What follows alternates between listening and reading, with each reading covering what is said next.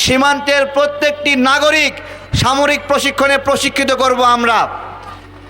18 কোটি মানুষ সেনাবাহিনী সদস্যে রূপান্তরিত হবে।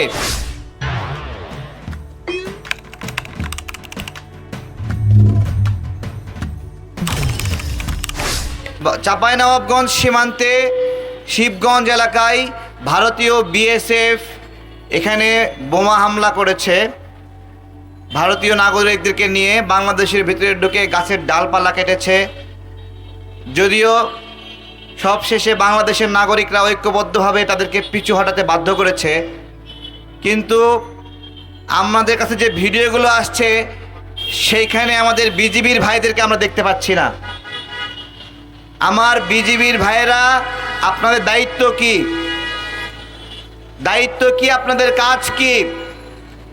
আপনারা এইরকম আচরণ করলে আমাদের ভ্যাট ট্যাক্সের পয়সা আপনাদের বেতনের জন্য দিতে আমরা রাজি না। যদি বাংলাদেশের পক্ষ হয়ে প্রতিনিধিত্ব করতে পারেন, বাংলাদেশের পক্ষে কাজ করতে পারেন, সীমান্ত সুরক্ষিত রাখতে পারেন, আমাদের নাগরিককে সুরক্ষিত রাখতে পারেন, আমরা তাহলে আপনাদের বেতনের টাকা আমরা দেব। কিন্তু যদি না রাখতে পারেন, আপনারা কোন গাধা আপনাদেরকে আমরা বসে বসে খাওয়াবো? এই যে মাথার উপরে ভ্যাট ট্যাক্স বৃদ্ধির প্রতিবাদ করছি, সরকার ভ্যাট ট্যাক্স বাড়াবে, শুল্ক বাড়াবে। আমাদের প্রশ্ন, সরকার কোন কোন সেবা বৃদ্ধি করে আমাদেরকে এই ভ্যাট ট্যাক্স বাড়ায় দিচ্ছে? সরকার আমাদেরকে কি এক্সট্রা দিতে চায় যে এগুলো বাড়াচ্ছে? কেন 7.5%-এর ভ্যাট 15% হচ্ছে, 15%-এর ভ্যাট 20% হচ্ছে, 10%-এর ভ্যাট 20% হচ্ছে?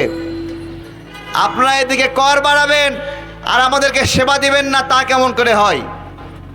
আমি শিবগঞ্জের ঘটনায় বলছি, আপনারা বিজিবির সদস্যরা যদি বাংলাদেশের পক্ষে কাজ না করতে পারেন, দায়িত্ব ছেড়ে দেন।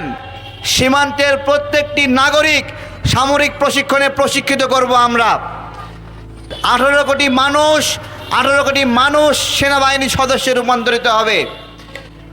তারপরেও আমরা আমাদের সীমান্তকে সুরক্ষিত রাখার জন্য যা যা করার করব।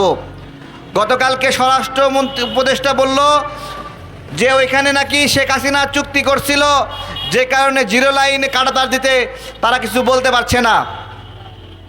আপনি এখানে কি জন্য আছেন? শেখ হাসিনার চুক্তি বাস্তবায়ন করার জন্য? জিজ্ঞাসা করছি। সরকারকে বলছি, ভারতের সাথে সীমান্তে আমাদের পরাজিত হওয়ার কোনো উদাহরণ নাই। যদি আমার বিজিবি ওখানে পরাজিত হয়, তাহলে আমরা সরকারকে থাকতে দেব না। আমরা এমন সরকার চাই যারা সীমান্তকে সুরক্ষিত রাখবে, বাংলাদেশকে সুরক্ষিত রাখবে। আমরা চাই বিজিবি সাহসের সঙ্গে কাজ করুক। আরও বেশি ভালো হয় এই বিজিবি নামের বিলাই নামটা পরিবর্তন করে বিডিআর দিয়ে দিলে, কারণ এই বিজিবি তার যথাযথ দেশপ্রেমের প্রমাণ দিতে পারছে না, সারাক্ষণ বিলাই হয়ে থাকে। আমাদের কোনো বিলাই প্রয়োজন নাই।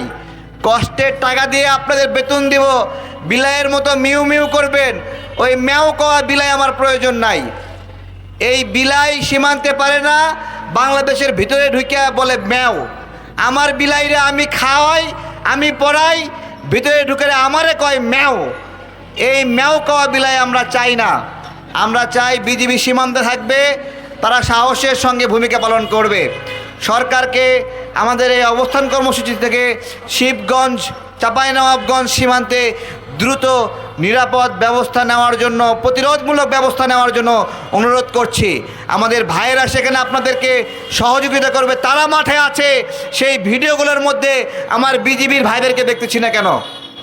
ভয়ে পালাইছেন? যদি পালান তাহলে চাকরি থাকবে না, আপনাকে খাওয়াতে আমরা বাধ্য নই। ধন্যবাদ সবাইকে। কথা বলবে আমাদের সহযোদ্ধা